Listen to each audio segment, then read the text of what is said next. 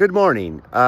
It's about 6 a.m., probably like 6:10 a.m. Sun's just coming up. There's a lovely sunrise, not quite as dramatic as yesterday, but still quite nice. And it's probably about, I'd say it's about 4 degrees Celsius. We're still just below. What would that be? Just right around 40, a little bit, maybe under 40 on the Fahrenheit. I thought about this poem yesterday. I hadn't read it in so long, and it's really one of Robert Bly's most inventive in terms of language, image, metaphor. It's really quite stunning, and it's not among the 10,000 people that actually follow poetry. It's not often associated with him. Well, I guess it is, but it should be more, and it's called Fall Rain. And I think he published this like in the 60s. And it's just like a solid block. It looks like, from a distance, it looks like just a paragraph. But when you get into it, it has all these amazing images. It doesn't have quite the energy that some of his poetry does, but he was really, really digging deep into metaphor and imagery, and he sets you right there. It's not quite like what was it? Was it Axl Rose, Cold November Rain? Was that Guns N' Roses? Anyway, this is just called Fall Rain. He says, yeah, this is good. In the rain, the sodden leaf floor shudders faintly, as if ruffling its feathers. It is time when bark hangs from old birch and poplar trees like rags, and the moss gains foothold on the sodden cedar trunk, leaning out over the water. The husband, in the damp bed covered with blankets, dreams of aunts he has never heard of, dead grandfathers still alive, and strange earthquakes as they walk the street. Now on the roof, the delicate rain whispers of wet sails falling over abandoned junks in ancient harbors of China, and of young women wandering in the rain to die.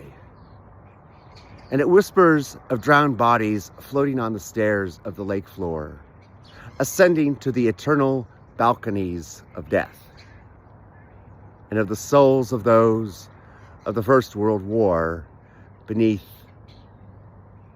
the tangled metal.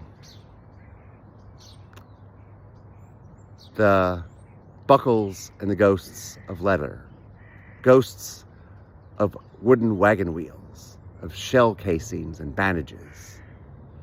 Now the sound of geese is heard. It's amazing where he goes in that poem, and it kind of how would you say? It harkens to his later poetry, like 40 years later, where he played with forms from the Middle East, where you would start with a simple image, you'd connect it to something a little bit more ethereal, or a relationship or a quality of feeling, and then it would take you into a completely different place at the end. And he did that in this poem. It's like, you don't know, you're going to end up the buckles and the ghosts of leather, ghosts of wooden wagon wheels, of shell casings and bandages. When he's just talking, and part of it is just this lush, gorgeous imagery of fall rain, and how the elements are changes, the vegetation, the trees are different, and the feeling inside our soul. Like, I noticed a gigantic difference on September 22nd when I woke up in my tent, and I could feel the cold earth. I stepped outside, and I could feel my feet and my fingers as if they had been, um, a little bit encased in ice. And you have to get it moving. But I mean, people do these ice baths and stuff like that. So I don't know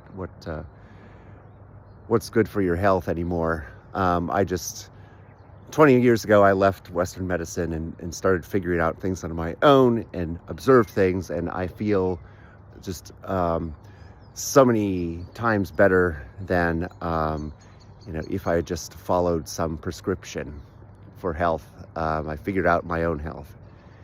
But anyway, I'm looking out, and you're seeing the fog, just a little wisps of fog just drifting over the lakes, and darker clouds off in the distance, and you're seeing that lovely glow. The sun's about to make an appearance, and then it's going to be another bright sunny day, but it's not going to dry out this dewy grass like it did just a few weeks ago. It's everything's changing, and that's one of the beauties of the Nordic summers is, like, day to day, week to week, you notice the differences. Like, you don't get lulled into the sense that summer's eternal, and then you're all of a sudden disappointed when it starts getting cold. It's just like, you have a couple days of this, a couple days of this, a couple days of this, and you feel the gradations. You feel the rise up into the couple days or the couple weeks where you have, like, true summer, or what in more southern climates would be called true summer. And then all of a sudden you feel it gradually building down again, and it's coming. That the long dark winter is coming. But right now it is absolutely it feels wonderful, crisp, vibrant. You're seeing every day the small changes. There's more leaves around. We had some wind last week that blew off, like, the first leaves littering the ground. And I think I'm going to do the John Keats To Autumn in a longer piece, maybe later today. But anyway, I've got things to do.